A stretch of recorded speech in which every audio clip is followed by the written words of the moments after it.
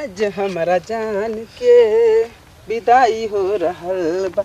हमार कौन विदाई हो ससुर, हमार तो मिले का पार्टी है, लेकिन आवत तब ना यार, ये तो बड़ा मुश्किल हो जाला। लेकिन कहिया दिक्कतिया रहे ले, 5 मिनट अगर पहले ही बोला दे तब वो ससुर 10 मिनट लेट, 10 मिनट पहले ही बोला दे तब वो 5 minute late, late late late. चला लेट हो तो काज कम भेंट तो हो जाए कम से कम। हे भगवान, चलिए आओ तो कितना बढ़िया रहे। अगर आज आ जाई ना, आज इतना प्यार भरी वाली बात कर, इतना प्यार भरी वाली बात कर, कितना प्यार भरी वाली बात करबा हो।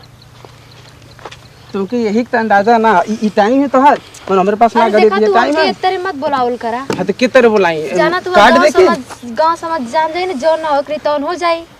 आज 4 साल तोहर गांव समाज ना जानल है, बस तुम एक दिन में गांव समाज जान जाई। तोहरे गांव समाज के ना हम ना बर्बाद कर दे, तोहरे गांव समाज की आग लगा दे, फूक दे, जरी जाई। लेकिन हमार प्यार ना कम होके चाहिए। देखा रोज रोज का प्यार कर ले, एक दिन जरूर पकड़ाला। देखा कबो काल के होगल, लेकिन तू रोज रोज बोलेबे करेला। रोज रोज मत बुलावल करनम के। इनमें हमार कौन गलती है? हम तुमके बिना देखले जब रही ना पाइला तो 10-5 मिनट खत्म बुलाए ना, कौन से के लग दिन भर बैठल है। अब तो फिर लगभग चिल्लाए चला, अब तू लगभग ये सबसे बड़ी। अब 5 मिनट होई ना तब ले तो चला घरे। टाइम से आ जाल करा। आज यही जन बैठब आ देखत है कि कौन कौन कौन आके ऊख तोड़त हूँ। आ कई दिन से तोड़त हूँ, कोई पता ना ऊख खड़हर हो गई है। आज यही लुका के बैठत है आ देखी तो आज कौन कौन आवल तन पकड़ के आज होख कुटाई। आज यही जन लुका के बैठत है आ देखी तो आज कौन कौन आवल। आज लुका के यही जन बैठत। इतना डरा तो कहाँ है? अरे हमें छुप छुप के मिली तो ना डराई। अरे आदमी छुप छुप के मिलू के कुछ कहले हां? अरे देखा दूध प्रेमी के ना केहू कुछ ना बिगड़ पावेला बेटा।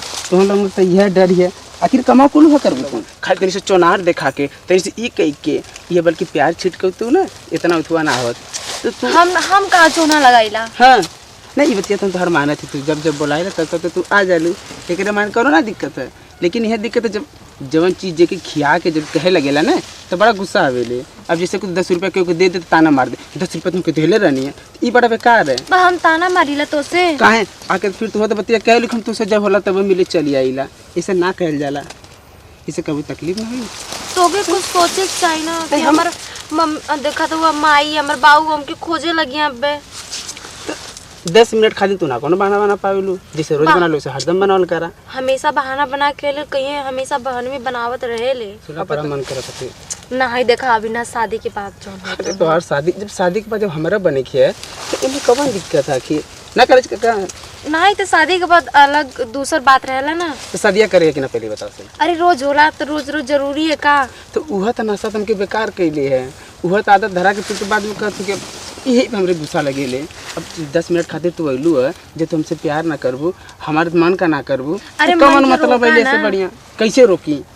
अब जेकरे सामने राजभोग रखल हो आ पूरा भोग से तड़पत हो आ तू कह तू कि मत खा, अरे हम तो पूरा मेरा तो पूरा करे जाओ भरले पूरा खा जाइयो मुझे खा मान जा ये सुना। अच्छा ठीक है तब चल, ठीक है ना मन बात चल। कौन है रे सा? अयो दादा का करत रहले रे? बतियाओ तरह नहीं चाहता रोज सर लोगन ऊख तोड़ चू गलत हवा, यही मारे हम लुका ले। नहीं दादा हमने कुछ तोड़ वाला ना ऊख तोड़े ना का उखिया कर का उखिया करत नहीं दादा ए चाचा मारत हो यहाँ लम मारी चलत नहीं ए चाचा छोड़ दो मरी चले लाबो मरी रात ले दो सजी ऊख खड़हर कर देले अकरो ना इतना दूर का ऊख का भाई। हमने कुछ तोड़ वाला नहीं। अच्छा तू सर चुम्मा चुम्मी करे आला है नहीं ऐसे चुम्मा चाटी करत रहला है, तू मैं करत रहला है। नहीं इधर का बतिया कि ऊख तोड़ वाला हमने ना ही ऊख ना तोड़े नहीं है। तू सर हमके सिखाइबा नहीं चाचा सिखाइबू कहो कहो मौसी। अब बोला तेरे साथ का सलूक किया जाए, मार दिया जाए छोड़ दिया जाए? छोड़ दिया जाए। छोड़ दिया जाए